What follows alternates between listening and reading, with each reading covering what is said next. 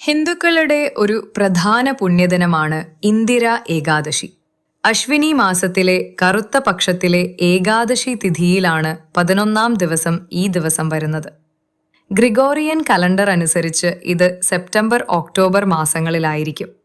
2025 Indira Ekadashi September 17-ാം ബുധനാഴ്ചയാണ്.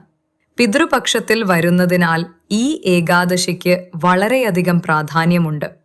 ഇന്ദിര ഏകാദശി വ്രതം അനുഷ്ഠിക്കുന്നതിലൂടെ പൂർവികർക്ക് മോക്ഷം ലഭിക്കുമെന്നും അവർക്ക് ചെയ്ത പാപങ്ങളിൽ നിന്ന് മുക്തി നേടാനാകുമെന്നും വിശ്വസിക്കപ്പെടുന്നു. ഈ ദിവസം ഭഗവാൻ വിഷ്ണുവിനെയാണ് പ്രധാനമായും ആരാധിക്കുന്നത്. ഇന്ദിര ഏകാദശി വ്രതകഥ. ഇന്ദിര ഏകാദശിയുടെ പ്രാധാന്യം മഹാഭാരതത്തിൽ വിശദീകരിക്കുന്നുണ്ട്. യുധിഷ്ഠിരൻ ഭഗവാൻ ശ്രീകൃഷ്ണനോട് അശ്വിനി മാസത്തിലെ ഏകാദശിയെക്കുറിച്ച് ചോദിച്ചപ്പോൾ ശ്രീകൃഷ്ണൻ ഈ കഥ വിവരിച്ചു. സത്യയുഗത്തിൽ മഹിഷ്മതി നഗരം ഭരിച്ചിരുന്ന ഇന്ദ്രസേനൻ എന്നൊരു രാജാവുണ്ടായിരുന്നു. അദ്ദേഹം ധർമ്മിഷ്ഠനും വിഷ്ണുഭക്തനുമായിരുന്നു. അദ്ദേഹത്തിന്റെ ഭരണത്തിൽ പ്രജകൾ സന്തോഷത്തോടെയും സമാധാനത്തോടെയും ജീവിച്ചു. ഒരു ദിവസം നാരദ മഹർഷി രാജാവിന്റെ കൊട്ടാരത്തിലെത്തി. നാരദനെ ബഹുമാനപൂർവം സ്വീകരിച്ച രാജാവ് സന്ദർശന കാരണം ചോദിച്ചു. രാജാവിന്റെ പിതാവ് മുൻ ജന്മത്തിലെ പാപങ്ങൾ കാരണം യമലോകത്ത് കഷ്ടപ്പെടുകയാണെന്ന് നാരദൻ അറിയിച്ചു.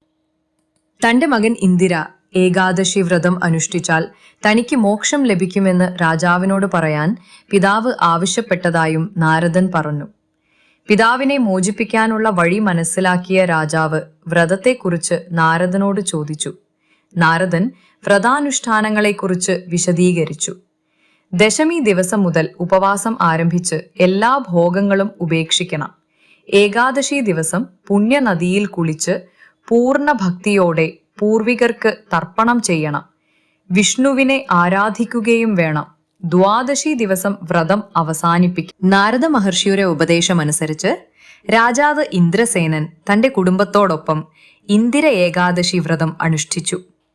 ഇതിന്റെ ഫലമായി രാജാവിന്റെ പിതാവിന് മോക്ഷം ലഭിക്കുകയും സ്വർഗത്തിൽ ഇടം നേടുകയും ചെയ്തു.